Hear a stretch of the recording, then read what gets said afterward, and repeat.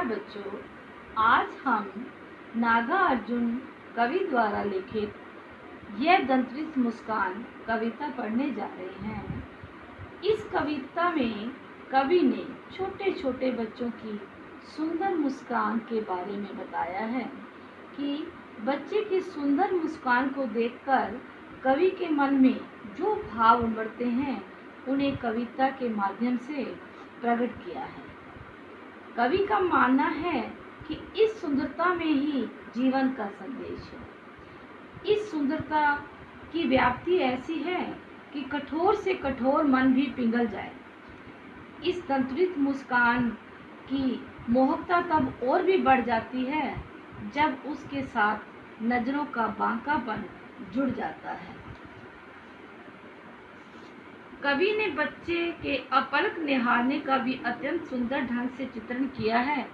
साथ ही कवि द्वारा इस सत्य को भी उजागर किया गया है कि बाहरी जगत से शिशु को परिचित करवाने में माँ की भूमिका अत्यंत महत्वपूर्ण होती है। अब हम कविता की पंक्तियाँ पढ़ने जा रहे हैं। काव्यांश की व्याख्या है, यह दंत्रित मुस्कान मृतक में भी डाल देगी जान, दूर दूसर तुम्हारे ये गात, छोड़कर तालाब मेरी झोपड़ी में खिल रहे जलजात, परस पाकर तुम्हारा ही प्राण, पिघल कर जल बन गया होगा कठिन पशु। यह दंत्रित मुस्कान, दंत्रित यानी बच्चे के नए नए दांत, मृतक यानी मरे हुए। इस कविता में कवि ने ऐसे बच्चे की सुंदरता का वर्णन किया है जिसके अभी नए नए 1-2 दांत ही निकले हैं। यानी कहने का भाव है कि बच्चा अभी 6 से 8 महीने का ही है। जब बच्चा अपनी मुस्कान बिखेरता है तो ऐसा लगता है कि मुर्दे में भी जान आ जाती है। धूल धूसर तुम्हारे ये गात, धूल यानी धूली, धूसर यानी सना हुआ, गात होता है शरीर। धूल से सना हुआ बच्चे का शरीर ऐसा लग रहा है छोड़कर तालाब मेरी झोपड़ी में खिल रहे जलजात। जैसे तालाब को छोड़कर जलजात यानी कमल का फूल मेरी झोपड़ी में आकर खिल गया हो। परस पाकर तुम्हारा ही प्राण, पिघल कर जल बन गया होगा कठिन पशान। कवि को ऐसा प्रतीत होता है कि बच्चे का स्पर्श पाकर सख्त पत्थर भी यानी कठोर पत्थर भी पिघल कर पानी बन गया है। कहने का भाव कि तुम्हारा स्पर्श पाकर पाषाण हृदय वाला व्यक्ति भी सहृदय बन गया है। अब इसकी जो पहली पंक्ति है, यह दंत्रित मुस्कान मृतक में भी डाल देगी जान, इसमें कौन सा अलंकार है बेटे?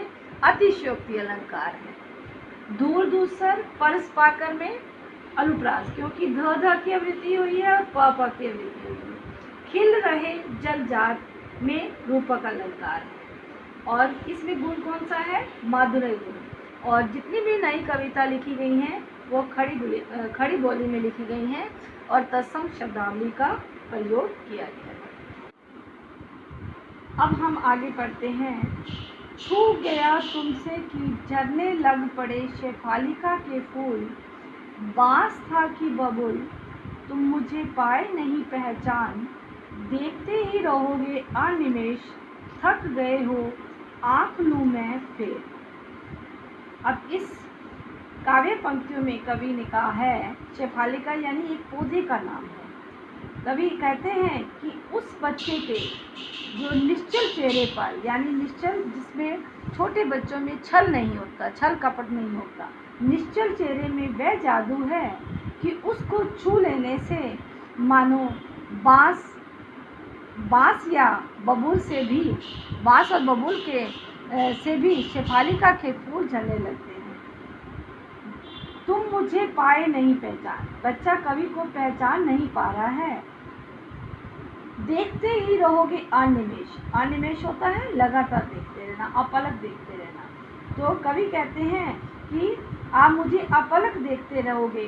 कवि उस बच्चे से कह रहे हैं कि यदि तुम इस तरह अपलक देखते रहोगे तो थक गए हो, यानी मुझे देखते देखते तुम्हें थक जाओगे और इससे बच्चे को परेशानी ना हो इससे कभी उससे आंखें फेर लेते हैं, यानी बच्चा यदि अपलक देखता है तो थक जाता है, तो कवि को अपनी दृष्टि हटानी पड़ती है। क्या हुआ यदि हो सके परिचित ना पहली बार, यदि तुम्हारी माँ ना माध्यम बनी होती आज, मैं ना सकता देख मैं ना पाता जान, धन्य तुम माँ भी तुम्हारी धन्य, चिर प्रवासी मैं इतर मैं अनमोल, इस अतिथि से प्रिय तुम्हारा क्या रास्ता। परिचित होते जान पहचान होना, माध्यम होते जरिया बनना, चिर होते लंबे समय से, प्रवासी यानी विदेशी यानी बाहर गया हुआ, इतर यानी दूसरा, संपर्क होता है संबंध। अब कवि इस बात का एहसास दिलाता है कि क्या हुआ यदि हो सके परिचित ना पहली बार, यानी पहली बार हमारी जान पहचान नहीं हो पाई तो क्या हुआ, लेकिन यदि तुम्हारी माँ ना माध्यम बनी होती, कहते बच्चे की माँ अगर अपने बच्चे की माँ का आभार व्यक्त करते हुए कहते हैं कि अगर उसके कारण ही उसे यानी उसकी माँ के कारण ही बच्चे के सौंदर्य के दर्शन करने को मिले, ये उसका सौभाग्य है। कवि तो मैं ना सकता पहचान, कवि कहता है कि मैं तो एक अजनबी था, मैं तो परदेसी था, मैं तो उसे पहचान ही ना पाता। धन्य तुम माँ भी तुम्हारी धन्य, तुम धन्य हो, तुम्हारी माँ भी धन्य है, जो मैं एक प्रवासी होते हुए भी मैं तो मुझे इसे देखने का मौका मिला, मेरी बच्चे से जान पहचान हुई, उस बच्चे से मेरा अदरवाइज नहीं तो मेरा बच्चे से संपर्क ना हो पाता। उंगलियां माँ की कराती रही मधु परक, देखते तुम इधर कनखी मार, और होती जबकि आंखें चार, तब तुम्हारी दंत्रित मुस्कान मुझे लगती बड़े ही छविमान। मधु परक होता है पंच अमृत, यानी 5 चीज़ों से बना हुआ अमृत।